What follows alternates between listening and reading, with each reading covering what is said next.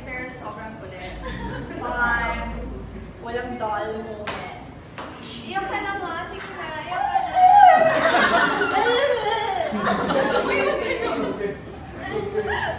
Sina! Grabe. I didn't expect na sobrang baliw. Baliw! Baliw siya. Sobrang baliw. Pero ano. That's the show, no? Oo. Nakakatawa to. Pag igisingin yan, pagtulog. Ano siya yan eh? Hindi ko alam. Fears or something. Fears pa. Baka may night. Kasi haggard ako nun eh. Yung sinushoot ko, Pero- pero lang to. Everyday ako nagtatrabaho, kaya parang, okay, na. No. Pero natatawa lang talaga ako sa kanya. Kahit anong ginagawa niya. Minsan pag madaling araw, nakaupo lang siya mag-isa. Tapos parang di mo alam kung iiyak siya.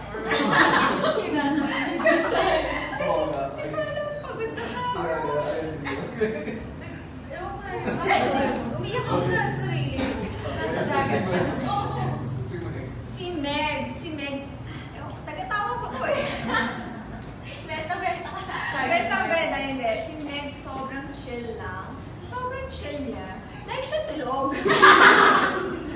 Tapos kung di siya tulog, kumakain siya sa set. Yeah, tapos nag-laptop siya. Ang weird niya. One time, kasi siya sa hall. Tapos naka-laptop siya, nanonood siya. Alam niyo kung ano pinapanood? Oh, ito naman ba siya? Anime.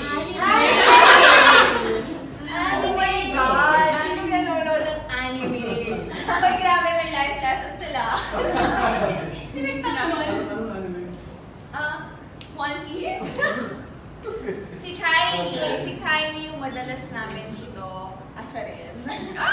Kasi ano eh, parang sobra niyang hinhin, sobra niyang parang quiet, prim and proper. So kaming dalawa ni Roxanne, lagi namin siyang inaasar, lagi namin siyang, ano ba yun? Walang ginagawa ganon. Wala.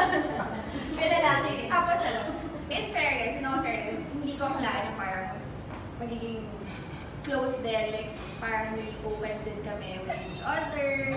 Actually, hindi lang, actually lahat. Because if I remember, sa isang car lang kami, lagi kami nagkukwentuhan ng like sobrang secret na hindi ko pa pwedeng sabihin.